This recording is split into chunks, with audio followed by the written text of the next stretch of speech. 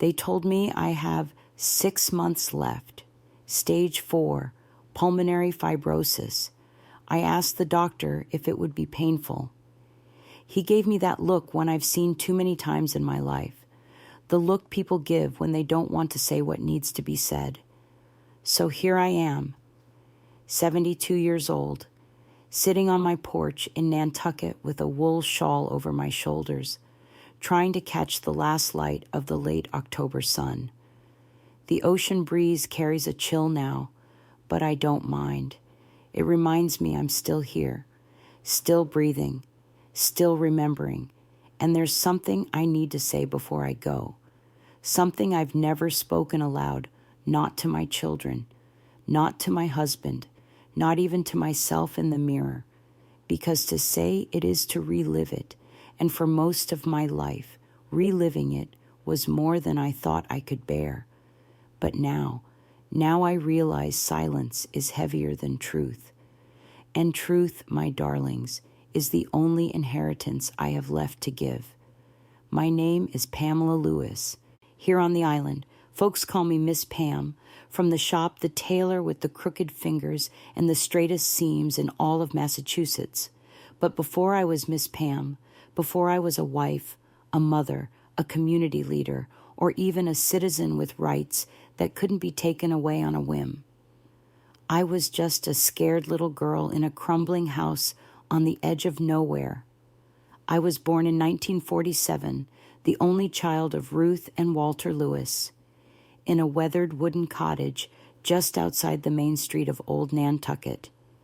Back then, Black families like ours lived quiet lives behind the bustle of tourism and lobster traps. My mother was a housemaid for the Bradford family, old money, old names, the kind of people who owned silver spoons and expected you to polish them until your reflection stared back.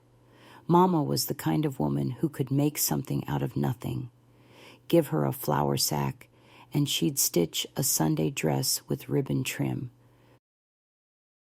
Hand her table scraps, and somehow she'd feed 3 people with a smile on her face.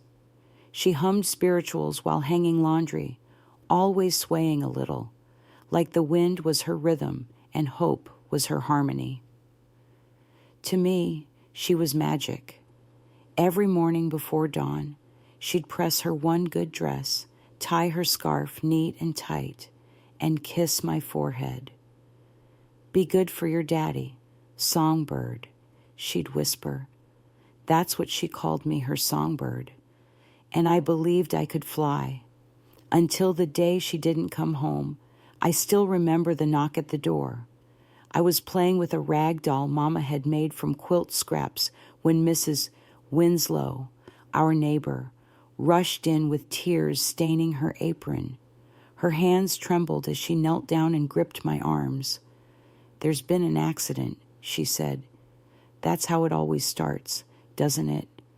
With a word so small and simple, it can't possibly carry the weight of the grief that follows. They said Mama tripped and fell down the staircase at the Bradford estate, slipped while polishing the banister.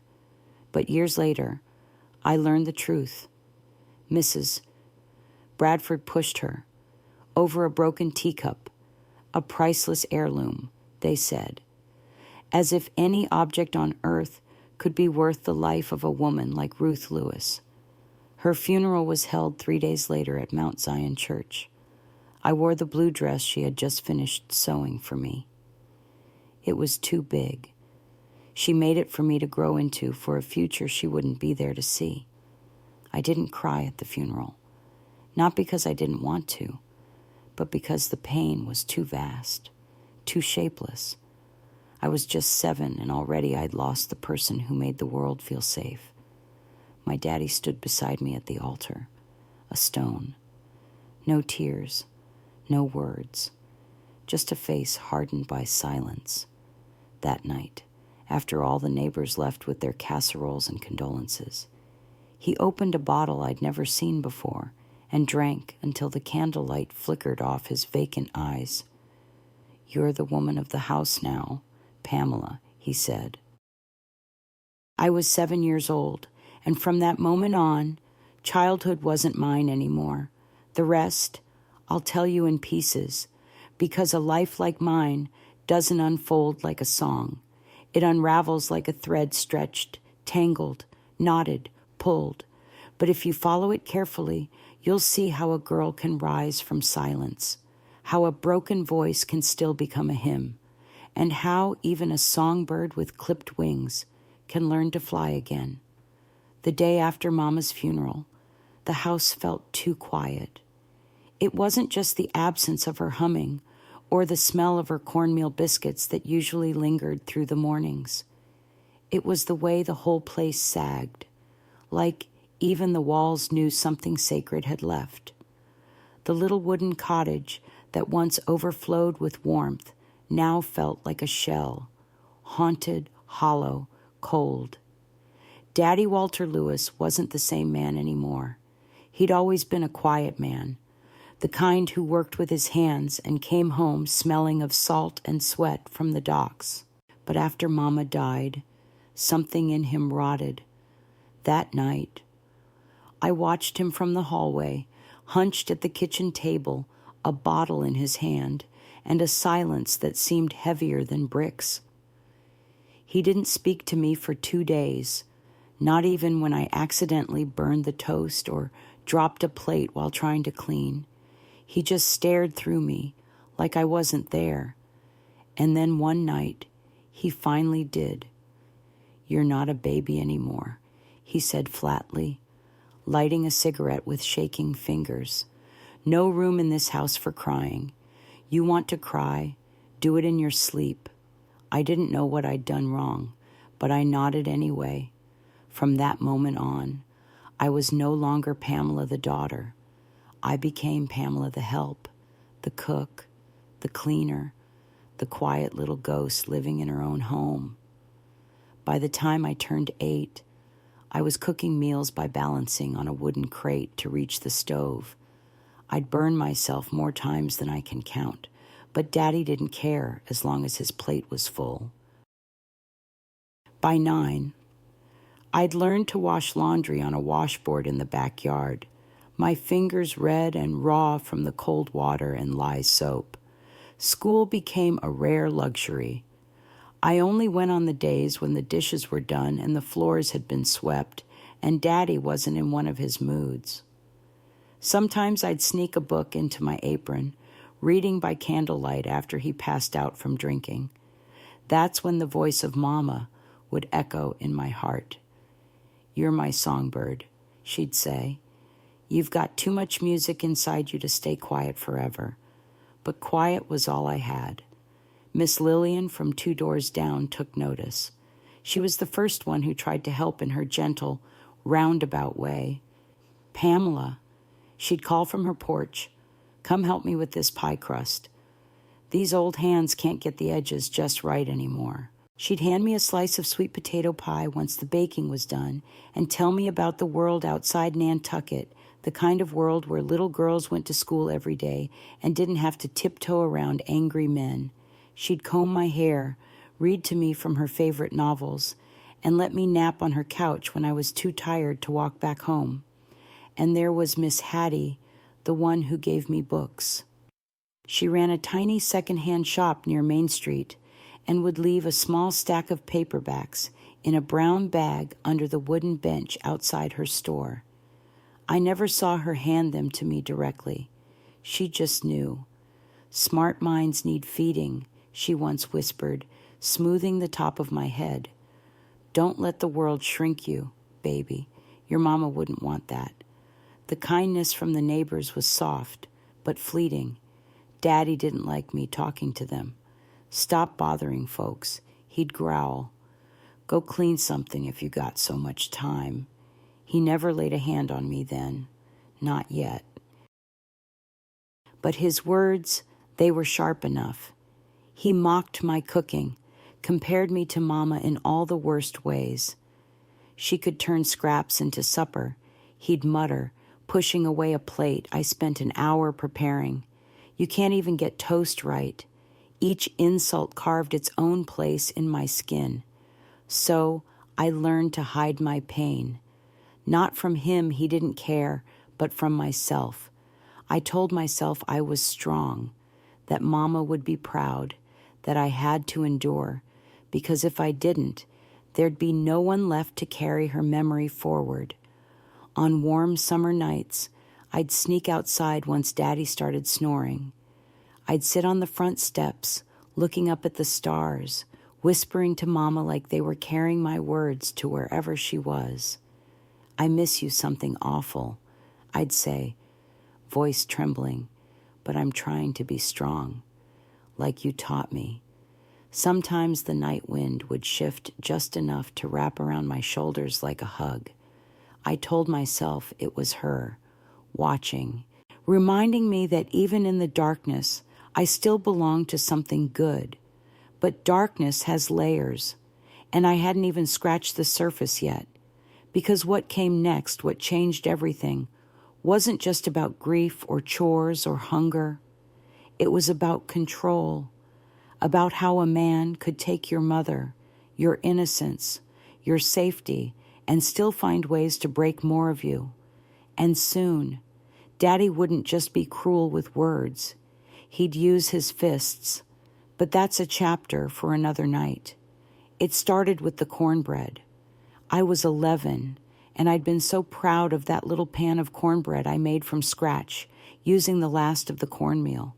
Even greased the skillet like Mama used to. I'd memorized her movements, folded the batter gently, waited for the top to brown, but I misjudged the heat, burned it. When Daddy saw the blackened edges, he didn't say a word, just stared at me across the kitchen with a look I'd never seen before, cold, flat. Like I wasn't his daughter, just another thing in the house that had failed him. He raised his hand and slapped me so hard I flew backward into the stove. My shoulder hit the hot burner, and pain tore through me like fire. I screamed, not because of the heat, but because something in my mind cracked some quiet promise that told me he wouldn't go that far. But he did, and from that night on, I knew there was no line he wouldn't cross. After that, my life turned into a careful dance of avoidance. I tracked his moods like weather patterns, watched the way his boots hit the floor, listened for the clink of the bottle on the table. If he stumbled when he walked in, I kept my distance. If he was already shouting before the door closed, I slipped out the back and waited until he passed out cold. There were nights I'd hide under the porch or crouch behind the rain barrels until long after midnight. Nantucket was cold in the fall. I'd sit with my knees pulled to my chest, trying not to cry too loudly. Crying made my ribs ache. Most of the time, I didn't know which part of me hurt worse, my body or my heart. In the mornings, I'd wash the dried blood from my lip or the bruises from my arms and pretend nothing happened. Long sleeves in July, high collars in August. Even when the neighbors saw the marks, they said nothing. Because in the 1950s, what happened inside a black man's house was his business, not the church's, not the police's, not even mine, especially not mine. Miss Hattie knew. She never asked outright, but she started leaving little tins of ointment in the book bags she gave me. For mosquito bites, she'd wink. You know how the summer bugs are. But I knew what she meant. I could see it in her eyes, soft, knowing, tired. One day, as she wrapped a scarf around my neck to hide the purple streak forming on my collarbone, she whispered, "It's not your fault, Pamela. Hurt people, hurt people. But you don't have to stay hurt forever." Those words became a kind of lifeline.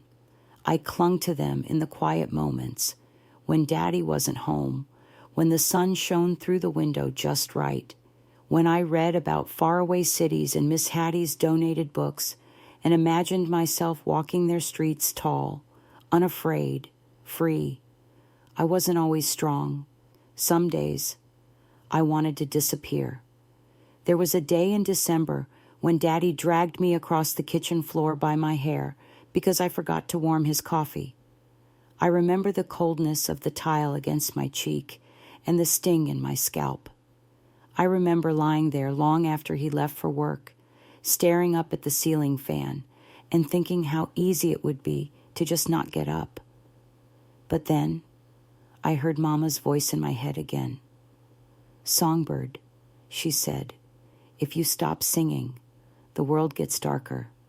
That was always her way, finding light in places it didn't belong. So I sat up, pressed ice to my bruises, braided my hair, and kept going. On Sundays, Daddy would sometimes disappear with men from the lumberyard fishing. They'd say, I'd take those days like stolen treasure. That's when I snuck over to Mrs. Whitaker's house.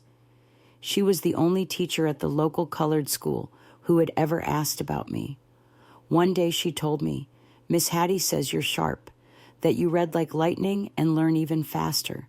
She started sending home worksheets through the Carter's children, basic math, spelling lists, book reports, and when I showed up at her back door during those rare free Sundays, she'd sit me down with a pencil and a cup of tea, and for a couple of hours, I felt like a student again, like a girl with a mind, not just a pair of hands.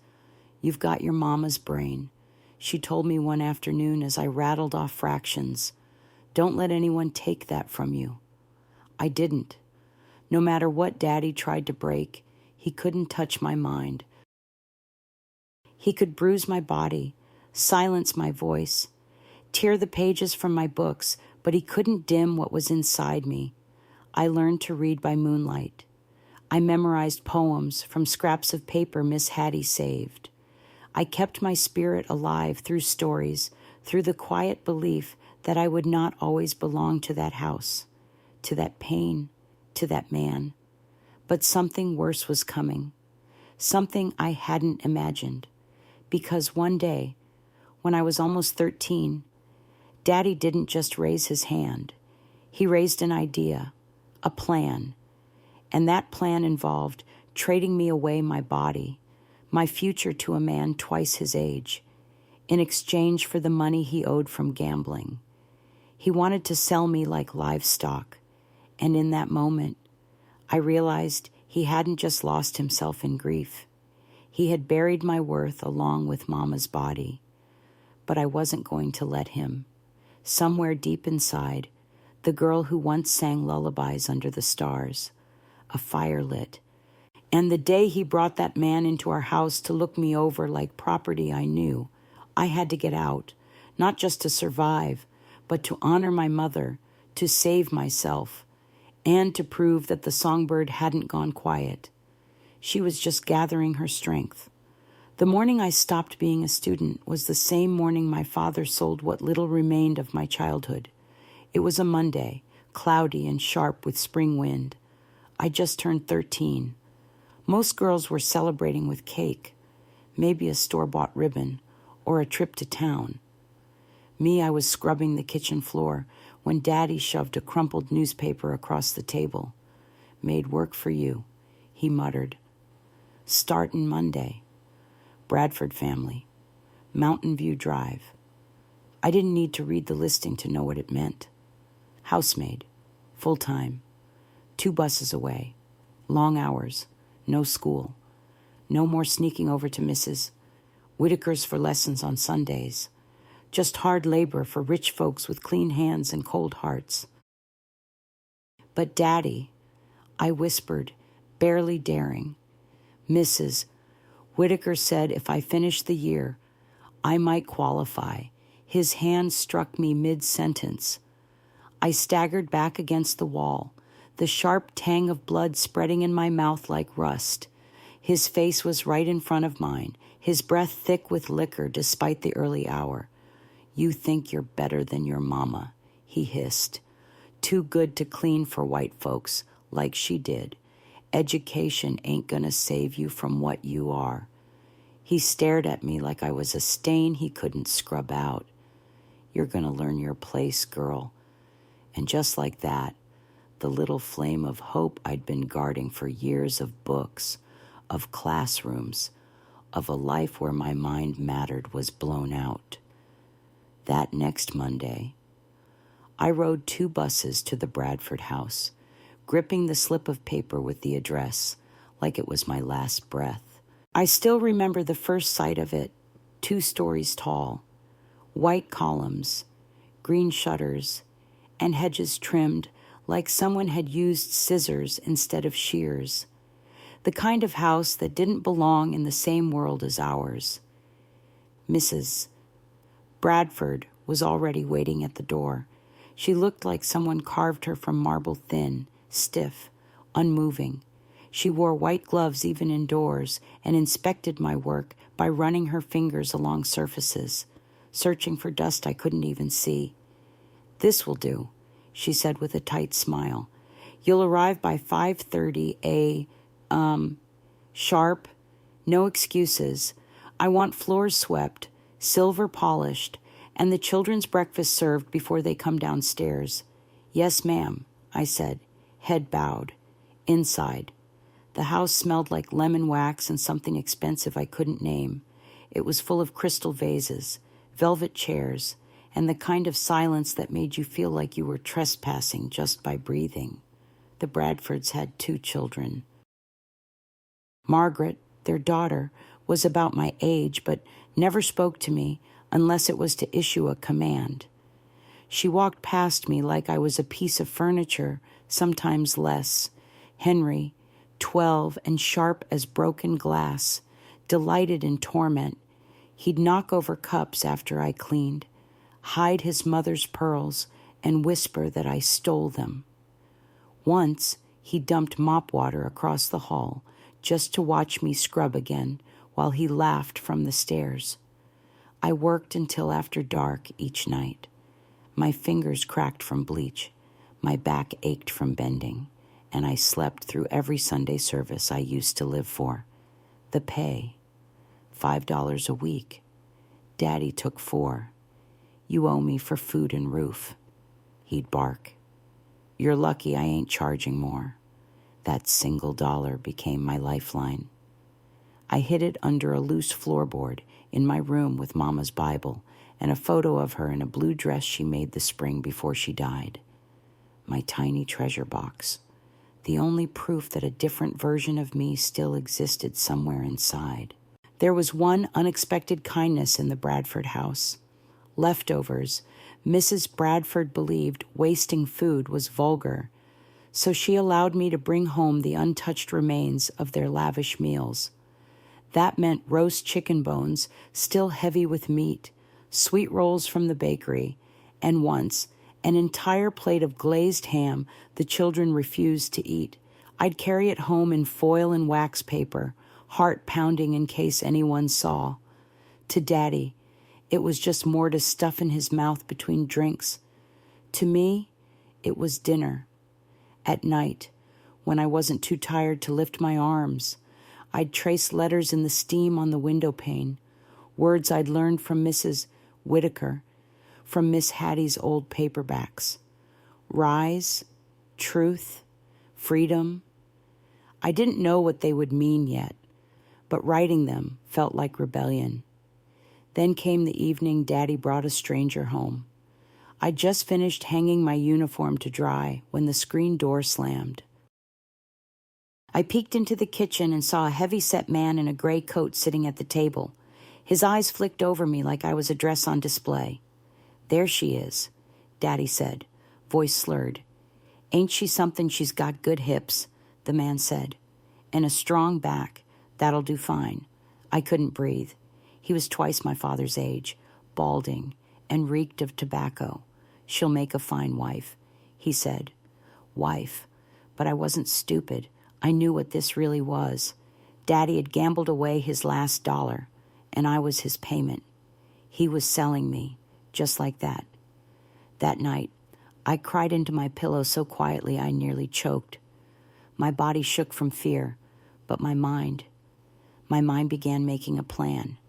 I didn't know how, or when, or who would help me. But I knew one thing: I would not be sold. I would not be given away like cattle. I would find a way out. because even though I wore a uniform and kept my head down, my spirit hadn't gone anywhere. It was waiting, biding time, and soon help would come, in the form of a man in a church coat, a man who'd once buried my mother and now might just resurrect my future. He came back 2 days later with a ring. Not a ring in a velvet box, like in the stories.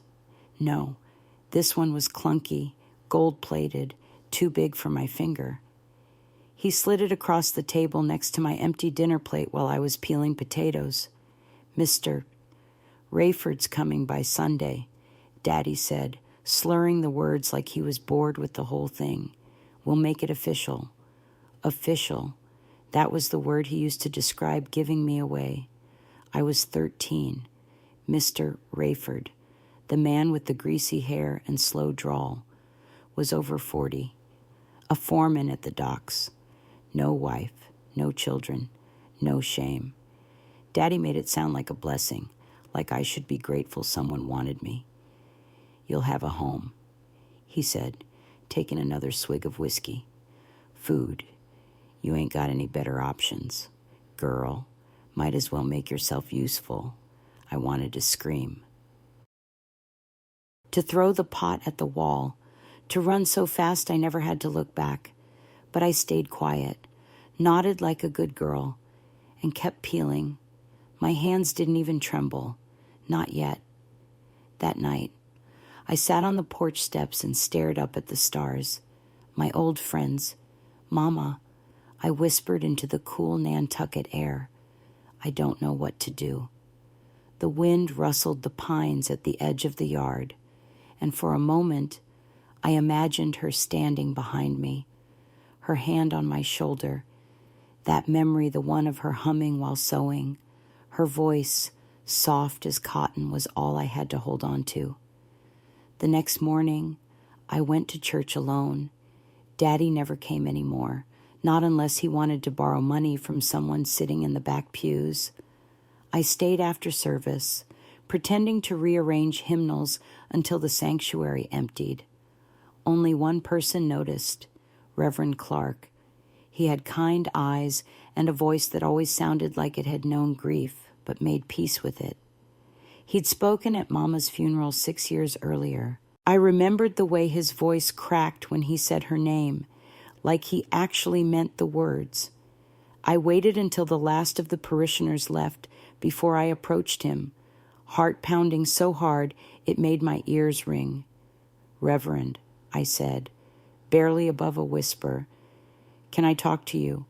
He studied me for a moment, really looked, and he must have seen something in my face, because he nodded solemnly. "Come to the parsonage tomorrow afternoon." He said, "Bring nothing but the truth." I barely slept that night. My thoughts were a tangle of fear and what-ifs. What if Daddy found out? What if Reverend Clark couldn't help? What if Mr. Rayford didn't care that I cried or bled or begged?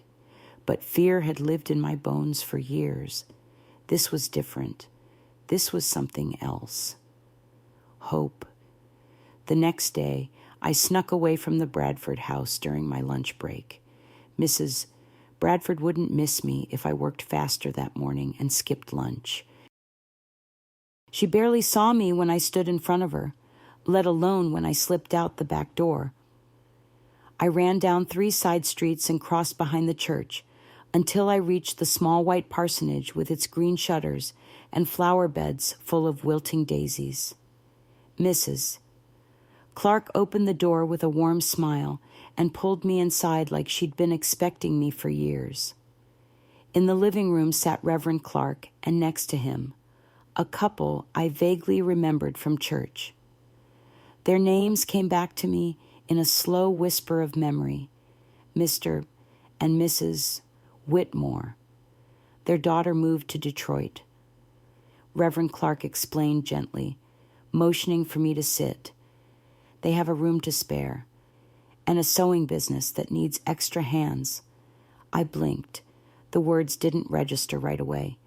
"You mean I'd live with them, Mrs." Whitmore reached out and touched my hand. Hers was warm and dry, with the calluses of someone who worked but never struck. You'd have a real bed, she said. Meals, work, a future. But my father, leave your father to me, Reverend Clark said, his tone calm but unshakable. There are ways of handling this that protect everyone. He'll agree. I didn't understand what he meant then, only that, somehow, he saw me, and not as a servant, not as a burden, but as a girl worth saving. 2 days later, I packed my life into a pillowcase, 3 dresses, a worn pair of shoes, Mama's Bible, a photograph of her in a floral dress, smiling in the sunshine.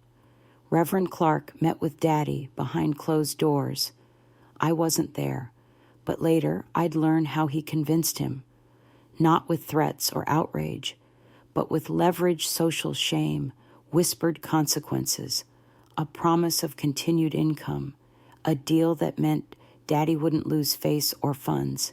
It was a coward's consent, but I didn't care. Freedom is freedom, even if it comes through the back door. The Whitmore's home smelled like cinnamon and clean linens.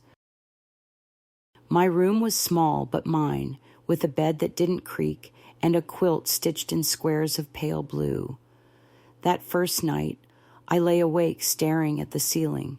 I half expected Daddy to barge in, to pull me home by my hair, but he didn't. No fists, no footsteps, only quiet, the kind of quiet that lets a girl breathe. Mrs. Whitmore wasted no time. You've got good fingers, she said as she showed me how to measure fabric and cut patterns. Quick hands. You'll make a fine seamstress. And I did. Every stitch was like a small rebellion. Every hemline, a reclaiming of self. For the first time in my life, I wasn't surviving. I was becoming something Mama would be proud of. Becoming someone even I could learn to love. The first thing Mrs. Whitmore taught me was how to hold a needle like it was a tool, not a burden. Your mother ever teach you to sew? She asked one afternoon, her fingers deftly threading a silver needle. I nodded, a little. She used to patch Daddy's shirts and make dresses from flour sacks. Mrs. Whitmore smiled faintly, her glasses slipping down her nose. Then you've already seen magic. That's what it felt like, magic. Taking scraps of fabric and turning them into something beautiful. Patterns, pleats, seams that ran straight as a hymn. I started with aprons, then house dresses, and soon I was stitching Sunday gowns for women in our church. Word spread fast, especially in a town like Nantucket. I worked quietly, but with purpose. Every morning, I woke to a house that didn't shake with yelling. I had a warm meal, soft linens, and people who spoke to me like I mattered. And in that stillness, something I'd long buried began to bloom. Me, in the evenings. I joined Mrs. Whitmore in the sitting room, hand-stitching while she sipped chamomile tea. We'd listen to the radio, mostly hymns and talk shows, but sometimes, on Friday nights, she'd turn the dial until soft jazz filled the room. Ella Fitzgerald, Billie Holiday, voices full of yearning and grace. I didn't say much at first, just listened, just breathed. But then one night, she paused mid-stitch and said gently, "You don't have to be quiet here." "Pamela." I blinked, startled. "I'm not trying to be. You've been quiet a long time. It's a habit now, but your voice that's yours to use." I didn't answer, but I remember sitting a little taller that night. Church remained my sanctuary, even more so now that I wasn't attending under Daddy's dark shadow. One Sunday, while folding bulletins for Mrs. Clark, I heard a voice behind me. "You fold like you sew neat and straight." I turned and met the eyes of Daniel Harris. He was tall, soft-spoken, with a slow smile and careful hands. His father worked the railroad and was often gone for weeks. But Daniel stayed back to apprentice with a local carpenter. At 17, he was already carving pews for nearby churches and cabinets for the older widows on the island. We started talking after choir practice. Nothing fancy, just small things at first. Music, books, our favorite passages from the good book. I told him mine was Isaiah 61. He has sent me to bind up the broken-hearted, I said quietly one night as we walked down a dirt path lined with pine. Daniel nodded. That's one of my favorites, too. After that, we walked together more often. Not every day, but enough that the Whitmores began to notice. Enough that I started brushing my hair a little longer before church, smoothing the wrinkles from my dress with nervous hands. There was something different about Daniel. He never asked about my past, but he never ignored it either. Once, after choir, we sat on the Whitmores' front steps while Mrs. Whitmore watched from behind the curtains with a small, approving smile. I know you've been through things, Daniel said, eyes fixed on the night sky. You've got the kind of quiet that only comes from surviving. I swallowed hard. But you're here, he added, still kind, still good. That matters. My breath caught in my chest. No one had ever said that to me. Not like that. I didn't say anything back. I just leaned my shoulder lightly against his, and in that silence, something soft and healing passed between us. In the months that followed, my hands became quicker with the needle, my spine straighter, my voice a little stronger. I started sketching my own dress designs in a little notebook Mrs. Whitmore gave me. Soon, young women in our community asked for Pamela's touch, a collar here, a new hemline there. Mrs.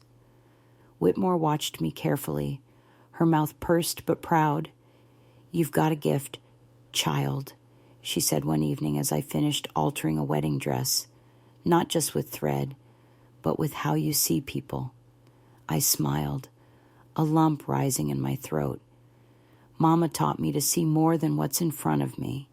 She'd be proud, she said. I believed her. For the first time in years, I believed someone when they said that. But it wasn't just my hands or my eyes that were changing. My heart was too. Daniel and I started talking about the world outside of Nantucket, about what was happening down south, about a man named Dr.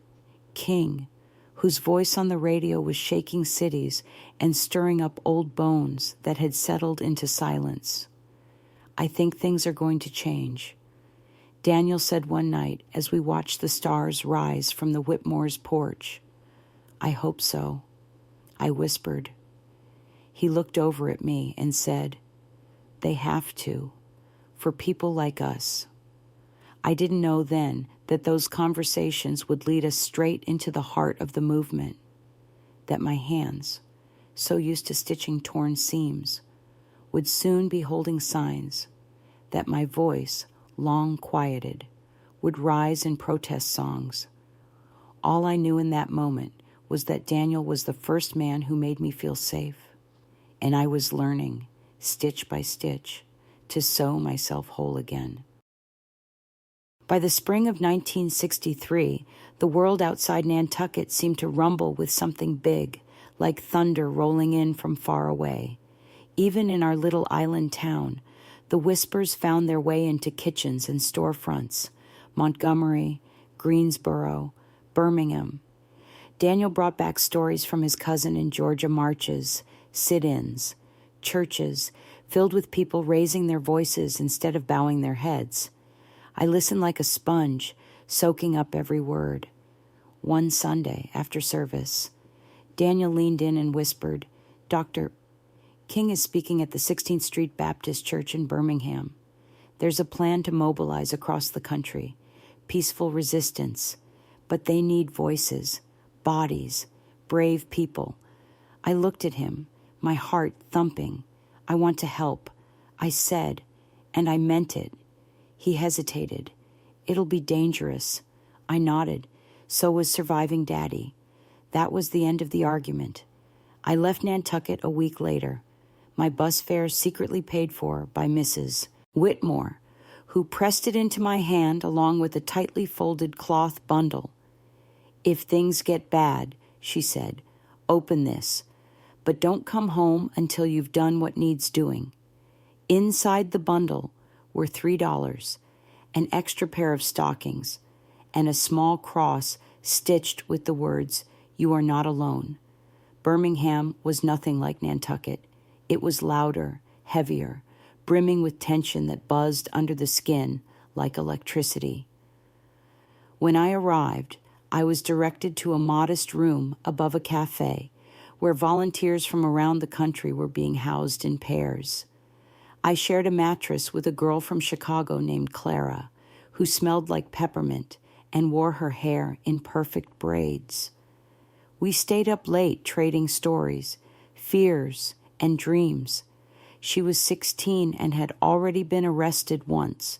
They shoved me so hard I hit my head on the patrol car, she said, but I'd do it again, because I'd rather be bruised for standing than invisible for kneeling. Her words stuck with me. On May 2nd, 1963, we gathered at 16th Street Baptist Church. The pews were packed with young people, boys in oversized suits, girls in borrowed skirts, most of us trembling, but ready. We sang as we waited, "Ain't Gonna Let Nobody Turn Me Round." The harmony echoed off the stained glass windows, wrapping us like armor. Before we marched, a man named Reverend Ellis stood before us and said, "Remember, they can take your bodies, but they cannot take your dignity unless you give it to them." Then he called for the first group to rise. I was in group 3, right behind Clara. As we stepped out into the sunlight, I clutched her hand tightly. The police were waiting 2 blocks away. Vans, dogs, helmets. Bull Connor himself stood in front of the barricade, barking through a bullhorn. "You disperse now, or you're going to jail."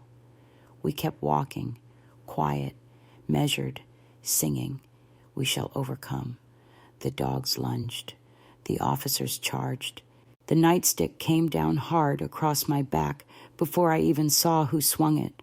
I collapsed, instinctively curling up to shield my face, just like they taught us in training. "Don't fight back," Clara hissed through gritted teeth. Just breathe. But it hurt. God, it hurt. Hands yanked me up. Steel cuffs bit into my wrists. The van door slammed shut behind me, and the world outside vanished. The jail was worse than I'd imagined. We were packed like sardines, 15 girls in a cell built for 4. The air was thick with sweat, blood, and fear. But the songs never stopped. We sang through the night. We sang when the guards shouted at us. We sang when our voices cracked and our stomachs growled. Because singing was power, and for the first time, I had a voice worth raising. On the 3rd day, a guard barked my name, "Lewis Visitor." I stumbled to my feet, my back still burned, my wrists purple with bruises. In the visitation room, behind the glass, sat Reverend Clark, and next to him, a man in a suit I didn't recognize. "This is Mr. Coleman," the Reverend said through the mesh. "He's with the NAACP. He's helping get you out." I blinked in disbelief. "But why me?" Reverend Clark smiled. "There's a photo. A journalist snapped at your face while you were being dragged away.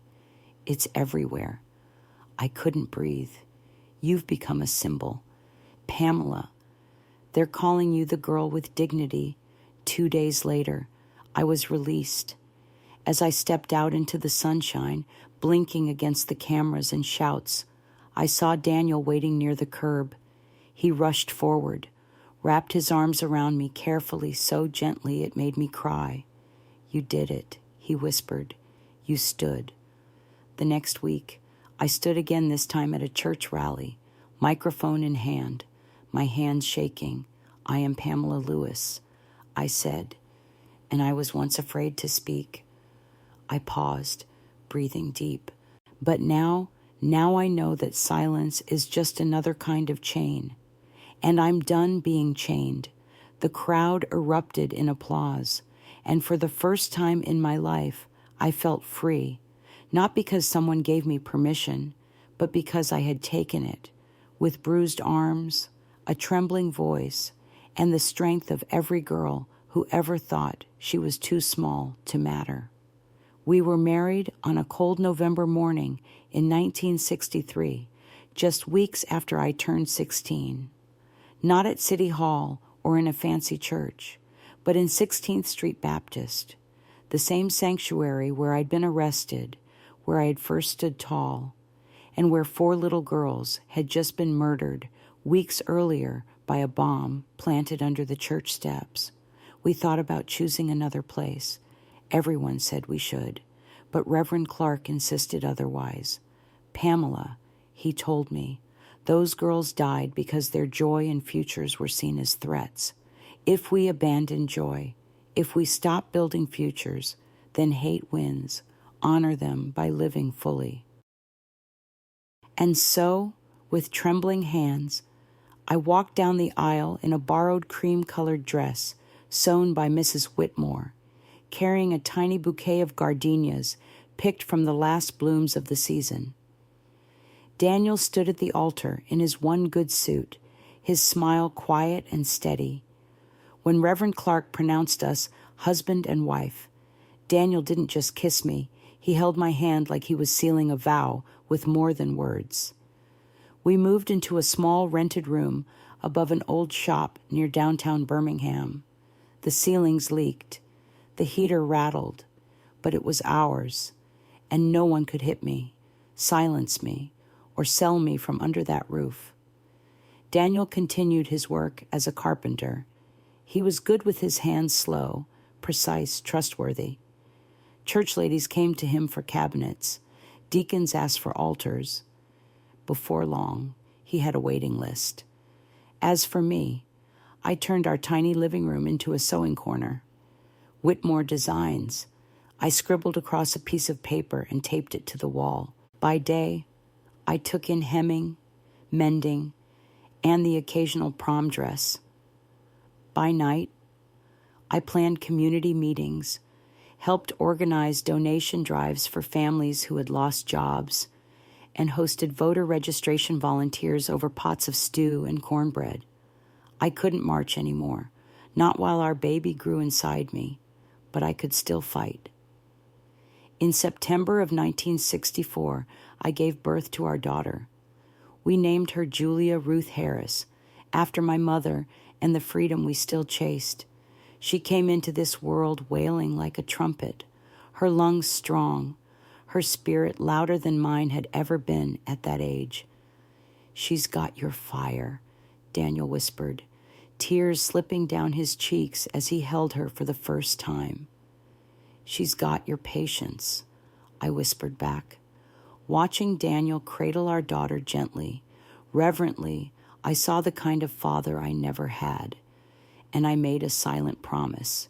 She would never know the kind of fear I had known. The years that followed were full and fast. I worked from home while Julia napped. The sewing business grew, mostly by word of mouth. I hired another young mother, then 2, then a neighbor who had lost her husband in a factory fire.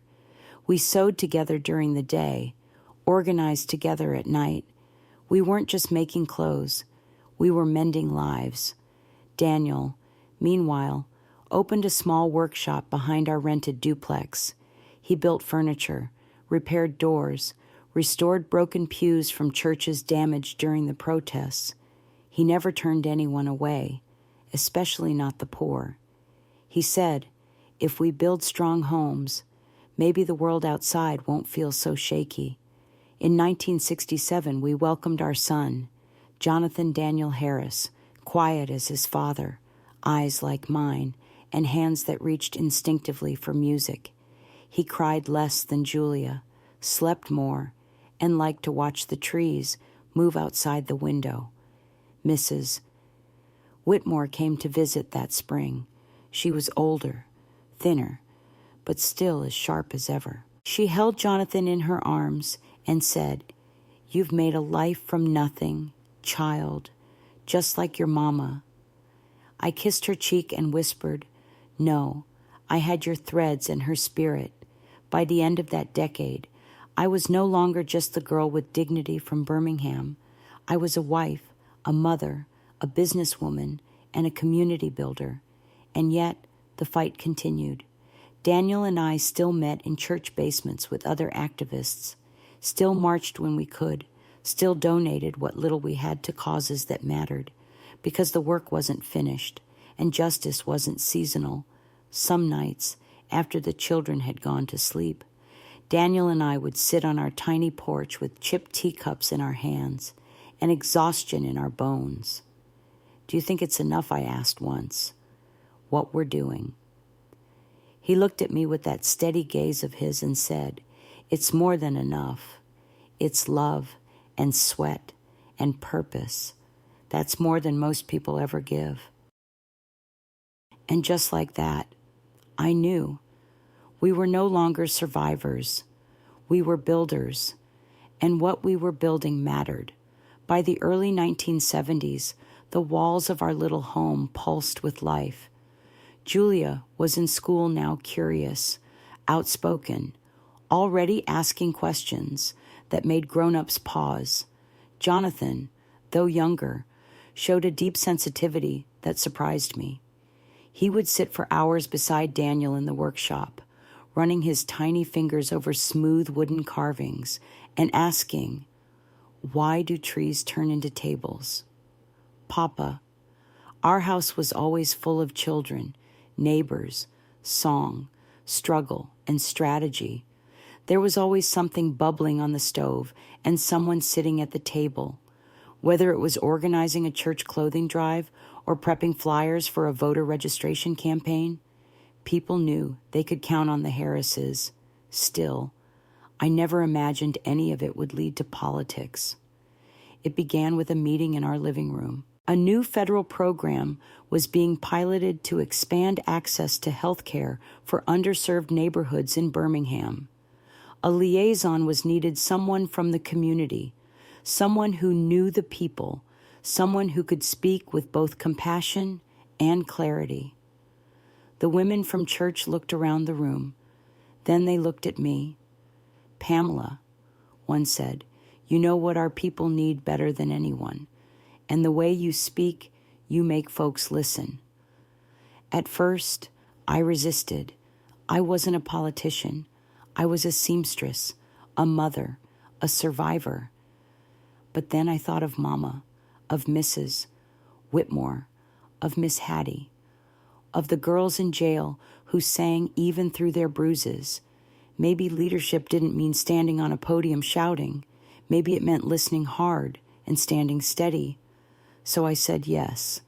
The job paid more than I'd ever made at the sewing table, but the work was never about the money. It was about showing up to clinics where mothers held fevers in their arms and had to choose between antibiotics and groceries. It was about calling City Hall again and again until a working water line finally reached the east side. It was about making invisible people visible.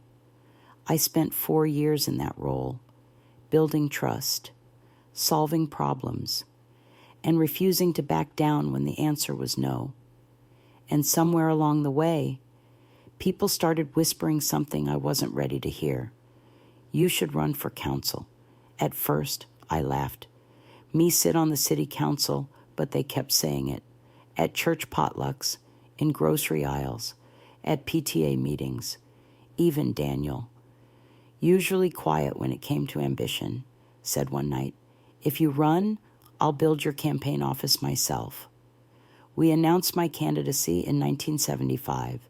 There were no press conferences, no expensive signs, just flyers, hand-painted posters, and an army of women in aprons going door to door with stacks of leaflets and casseroles in tow.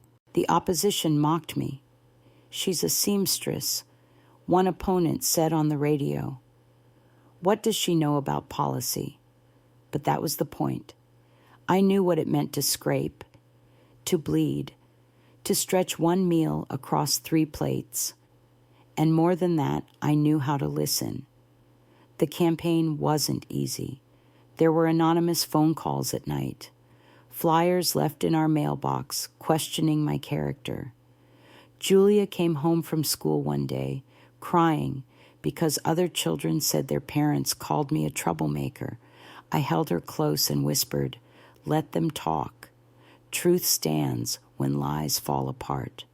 When election night arrived, we gathered in the fellowship hall of 16th Street Baptist Church, just like we did in the movement days.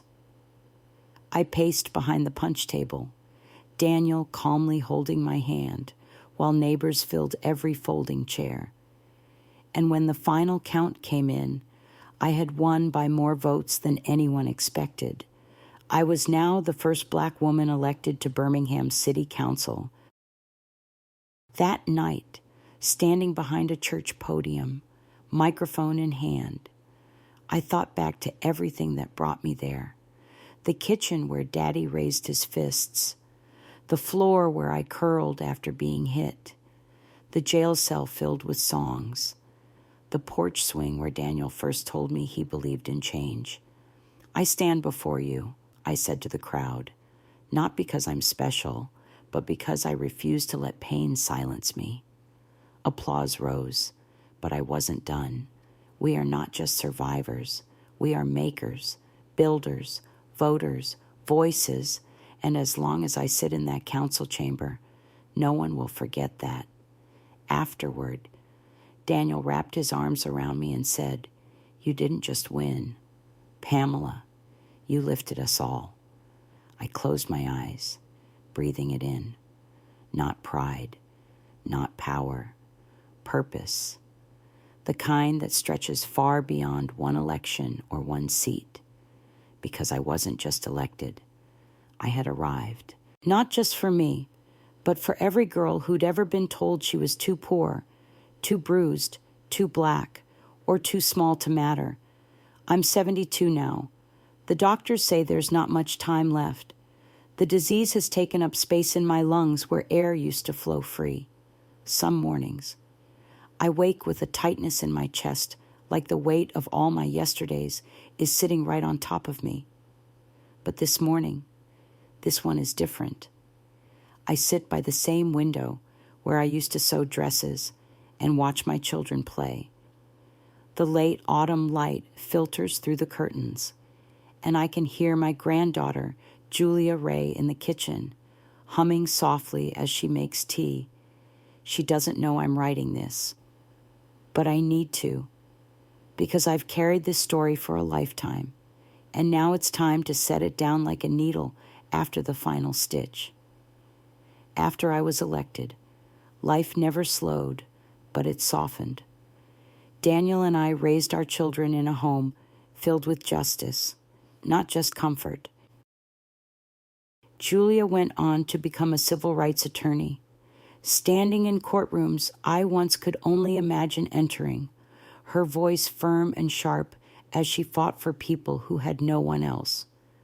Jonathan became a community artist, opening a center for at-risk youth to use creativity as therapy.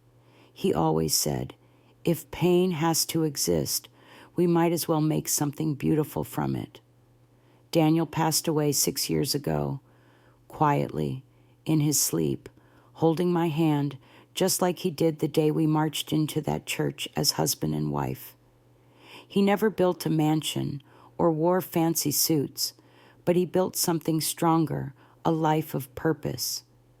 People ask me sometimes how I did it, how a girl once broken and silent, left behind in a little house of sorrow, became someone who stood before crowds, passed laws, changed lives.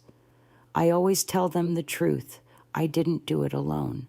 I was carried by the memory of my mother's love, by neighbors who slipped me pie and poetry, by teachers who snuck homework through back doors, and by a man who looked at my scars and saw my strength. But most of all, I was carried by choice, the choice to not let pain define me. Because trauma leaves marks, but it doesn't write your ending. You do.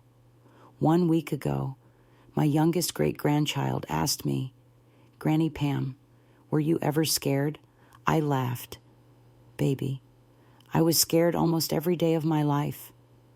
"But you kept going," she said, and I nodded. Because sometimes courage isn't about being fearless. It's about deciding something matters more than fear. That's what I want you to remember. Whoever you are reading this, wherever you are in your journey, you are not too broken to begin again. You are not too late to matter. You are not alone in your story. I was once a girl with bruises, hiding under porch steps, whispering to the stars. Now I'm a woman who found her voice and used it, and when my time comes, I know what I'll hear. My mama's voice clear and steady as a church bell. "You did good, songbird. You flew higher than they ever thought you could." And I'll smile one last time, because I didn't just survive, I soared. No matter how dark your beginning, you still hold the pen to your ending. It doesn't matter if the world tells you you're small, invisible, unworthy. What matters is what you decide to believe. What matters is the strength you summon when no one is looking. You don't need a spotlight to change the world. You just need to start right where you are. If Pamela's story touched your heart, if you've ever felt small, silenced, or forgotten, or if you found your strength after years of pain, leave a comment below. Tell us where you're from, what part of her story moved you the most, or how you're writing your own. And don't forget to subscribe for more powerful true stories of resilience, love, and late life transformation. Your support means we can keep telling the stories that deserve to be heard. Thank you for walking with Pamela. Now go write your own next chapter.